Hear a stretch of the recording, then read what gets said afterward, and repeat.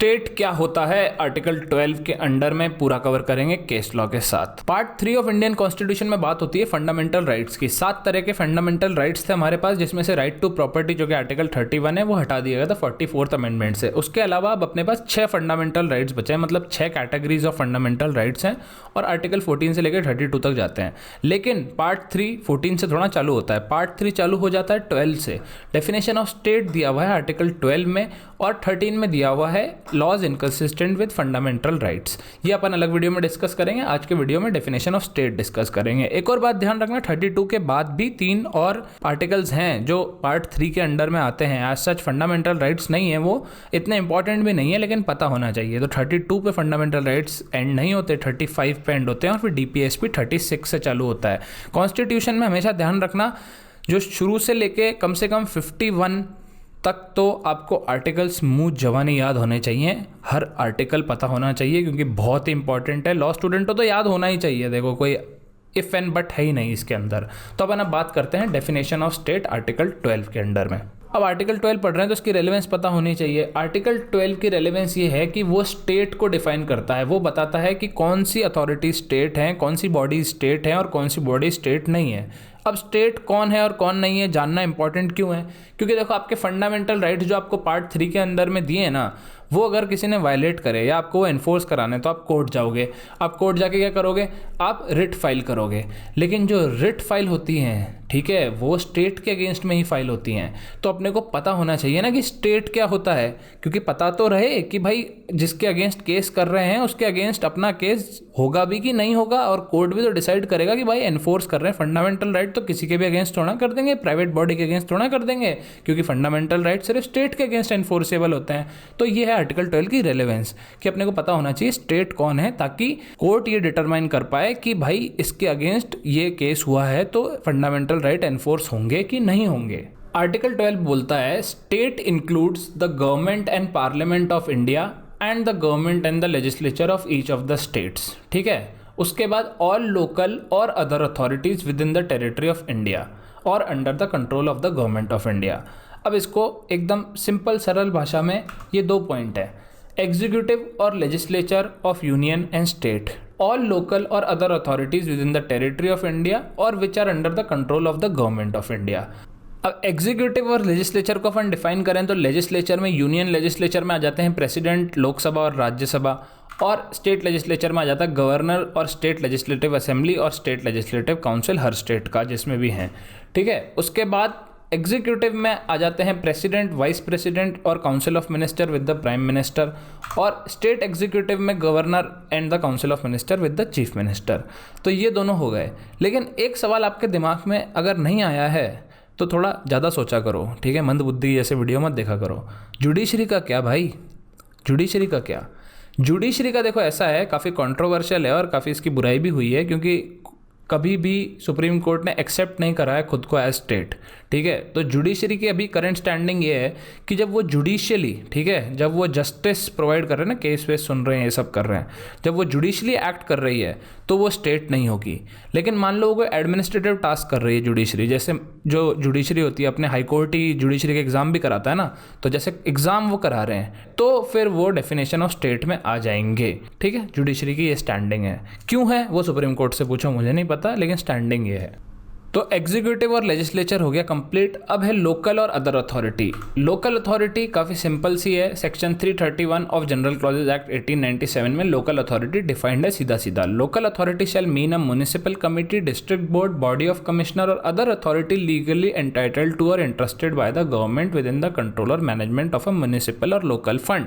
अब इसमें क्या आ गया, देखो अपने जो एकदम लोकल लेवल पे जो अथॉरिटीज़ होती हैं, जैसे अपनी म्यूनसिपैलिटी हो गई, पंचायत हो गई, ये सारी जो बॉडीज़ है ना, ये लोकल अथॉरिटी में आ जाती हैं। लोकल अथॉरिटी की डेफिनेशन एकदम क्लियर कट है, इसमें ज़्यादा कोई डिस्प्यूट का स्कोप नहीं है। डिस्प्यूट का स्कोप है अदर अथॉरिटी में। अब अदर अथॉरिटी ना तो कॉन्स्टिट्यूशन ने डिफ़ाइन करी, ना कहीं और जनरल क्लॉजेज वगैरह में डिफाइंड है। तो अदर अथॉरिटी होता क्या है? अदर अथॉरिटी पे काफ़ी चर्चा हुई है, सुप्रीम कोर्ट ने काफ़ी केसेस में काफ़ी कुछ बोला है। तो वो सारे केसेस अपन एकदम शॉर्ट में लेकिन डिटेल में, मतलब समझ रहे हो ना, जो अपना YG लॉ का स्टाइल है, अपन टाइम वेस्ट नहीं करेंगे लेकिन 11 केस डिस्कस करेंगे। तो केस नंबर 1 है university of Madras versus Shantabai. अब इस केस में क्या होता है कि यूनिवर्सिटी थी, यूनिवर्सिटी ने गाइडलाइंस निकाली थी, डायरेक्शंस निकाले थे कि भाई फीमेल स्टूडेंट को एडमिट नहीं करना है। तो ये वायलेशन हो गया। वायलेशन किसका हो गया? आर्टिकल 15 का हो गया। आप सेक्स के बेसिस पर डिस्क्रिमिनेट नहीं कर सकते। तो कोर्ट ने यहाँ पे लगाया इजुस्डेम जेनरेस। इजुस्डेम जेनरेस का मतलब होता है ऑफ द सेम काइंड। अब जैसे मान लो कहीं पे किसी लेजिस्लेशन में लिखा है कार, बस, मोटरसाइकिल, ऑटो रिक्शा एटसेट्रा। अब इधर एटसेट्रा का मतलब क्या होगा? इजुस्डेम जेनरेस के हिसाब से एटसेट्रा का मतलब होगा ऑफ द सेम काइंड, मतलब कार, बस, मोटरसाइकिल, ऑटो रिक्शा की सेम काइंड का, तो मतलब बेसिकली ऑटोमोबाइल्स। तो एटसेट्रा का मतलब होगा ऑटोमोबाइल्स। इधर अपन ने आर्टिकल 12 में देखा था कि क्या क्या लिखा था, एग्जीक्यूटिव और लेजिस्लेचर और लोकल अथॉरिटीज़। ठीक है, तो ये तीनों को अगर अपन इजुस्डेम जेनरेस लगाते हैं तो ये वो वाली सारी एंटिटीज़ हैं जो गवर्नमेंटल फंक्शंस कर रही हैं। तो अदर अथॉरिटीज़ का मतलब होगा जो अथॉरिटीज़ गवर्नमेंटल फंक्शन कर रही हैं। कोर्ट ने बोला कि यूनिवर्सिटी एज सच कोई गवर्नमेंटल फंक्शन नहीं कर रही है तो वो स्टेट की डेफिनेशन में नहीं आएगा। तो आर्टिकल 15 का वायलेशन आप एनफोर्स नहीं करा सकते जो स्टेट नहीं है उस पर, तो फिर यूनिवर्सिटी के अगेंस्ट ये केस नहीं हुआ सक्सेसफुल। इसके बाद जो केस आया वो है उज्जम भाई वर्सेस स्टेट ऑफ यूपी। ठीक है, उज्जम भाई वर्सेस स्टेट ऑफ यूपी में ये जो university of Madras versus Shantabai में इजुस्डेम जेनरेस बोला था ना, इसको कर दिया गलत कि भाई ये सही नहीं है, ये सही क्राइटेरिया नहीं है। क्योंकि जो बॉडीज़ है ना, जो सारी की सारी एग्जीक्यूटिव, लेजिस्लेचर और लोकल अथॉरिटी जो मेंशन्ड है, उनमें ऐसा कोई रीजनेबल कॉमन जीनस नहीं है। ठीक है, आप वहाँ पे इजुस्डेम जेनरेस नहीं लगा सकते क्योंकि इजुस्डेम जेनरेस तभी लगेगा जब कोई कॉमन जीनस होगा।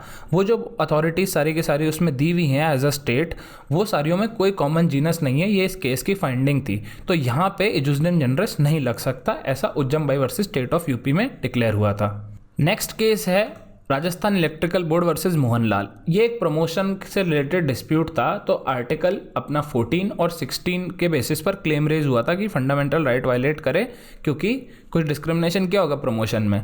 तो इस केस में जो अपना राजस्थान इलेक्ट्रिकल बोर्ड था, इनके अगेंस्ट केस हुआ था। ठीक है, तो इन्होंने बोला कि भाई इजुस्डेम जेनरेस लगा दो, लेकिन इजुस्डेम जेनरेस तो पहले ही मना कर चुके अपन कि उज्जम भाई और स्टेट ऑफ यूपी में कि नहीं लगेगा। तो इस केस में डिक्लेयर हुआ कि सारी बॉडीज़ जो क्रिएट होती हैं बाय स्टैच्यूट, अब अपना जो इलेक्ट्रिकल बोर्ड था ना, ये भी क्रिएट हुआ था एक स्टैच्यूट के थ्रू। कौन सा स्टैच्यूट? इलेक्ट्रिसिटी सप्लाई एक्ट 1948 के थ्रू ये इनैक्ट हुआ था। और ये एक तरह से गवर्नमेंट या क्वाजी गवर्नमेंट फंक्शन कोर्ट को लगा कि करता है, तो इस राजस्थान इलेक्ट्रिकल बोर्ड को स्टेट डिक्लेयर कर दिया गया अकॉर्डिंग टू दिस लॉजिक।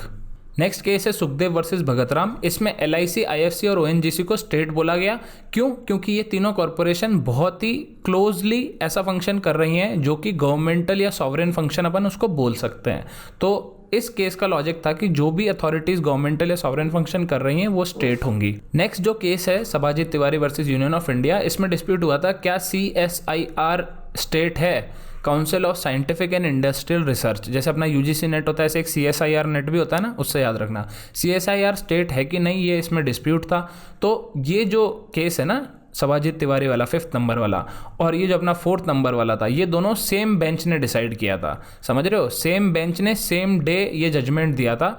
तो बेसिकली सुखदेव वर्सेस भगतराम के बाद सभाजीत तिवारी का इशू आया होगा। ठीक है, तो इसमें इन्होंने बोला था कि जो CSIR है वो गवर्नमेंट ऑफ इंडिया ने इंडस्ट्रियल रिसर्च के लिए क्रिएट करा है। ठीक है, और इसके मेंबर भी नॉमिनेट सेंट्रल गवर्नमेंट करती है और फाइनेंशियल रिक्वायरमेंट भी गवर्नमेंट ही सप्लाई करती है। ये सब ठीक है, लेकिन क्योंकि CSIR का कोई स्टैट्यूटरी कैरेक्टर नहीं है, जैसे ONGC, LIC और IFC का स्टैट्यूटरी कैरेक्टर था, इसलिए उनको स्टेट बोला गया। लेकिन CSIR का स्टैट्यूटरी कैरेक्टर नहीं है, कोर्ट ने बोला, इसलिए वो स्टेट नहीं होगा। नेक्स्ट केस है RD Shetty versus international airport authority. अब देखो, आप कोई इजुस्डेम जेनरेस लगा रहा है, कोई नहीं लगा रहा। ठीक है, कोई बोल रहा है कि भाई गवर्नमेंटल फंक्शन, कोई बोल रहा है स्टैट्यूटरी कैरेक्टर। तो RD शेट्टी ने क्या करा? RD शेट्टी ने एकदम डिटेल में बता दिया भाई कौन सी अथॉरिटीज़ अदर अथॉरिटी में स्टेट होंगी और कौन सी नहीं होंगी। उन्होंने ये 6 पॉइंट दिए।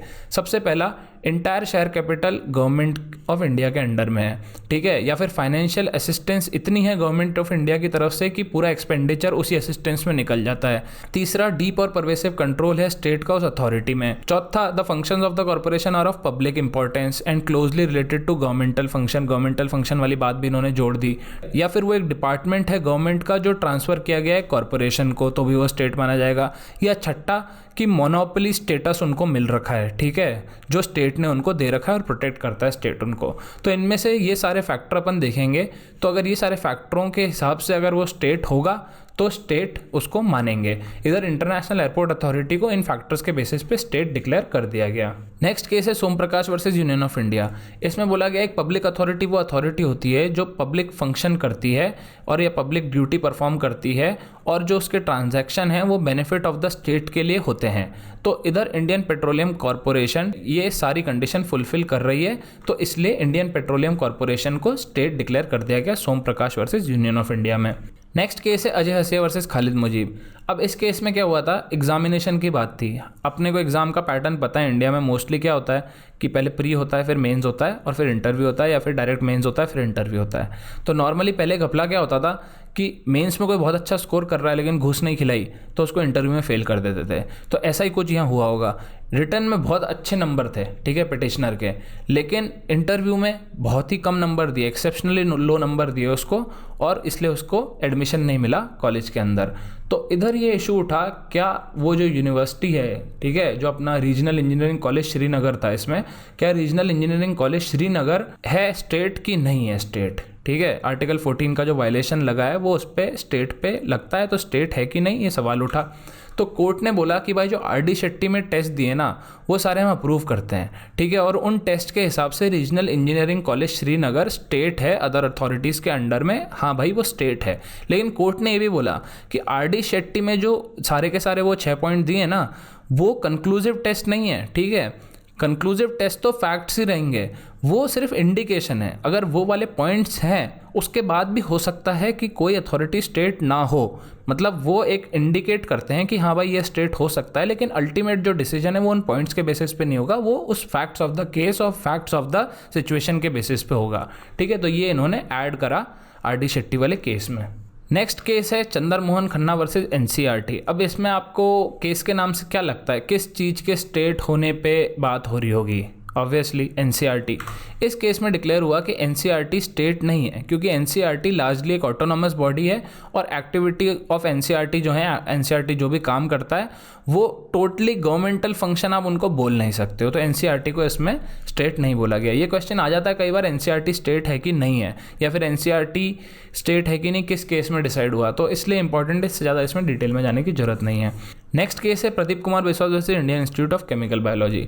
इस केस में 7 जज की बेंच थी, ठीक है। वो 7 जज की बेंच ने बोला कि अल्टीमेट टेस्ट ये होगा कि कोई एंटिटी अगर वो इंस्ट्रूमेंटेलिटी ऑफ स्टेट है कि नहीं है, मतलब स्टेट है कि नहीं है, अगर उसको फंक्शनली, फाइनेंशियली और एडमिनिस्ट्रेटिवली वो डीप और परवेसिव कंट्रोल में है स्टेट के।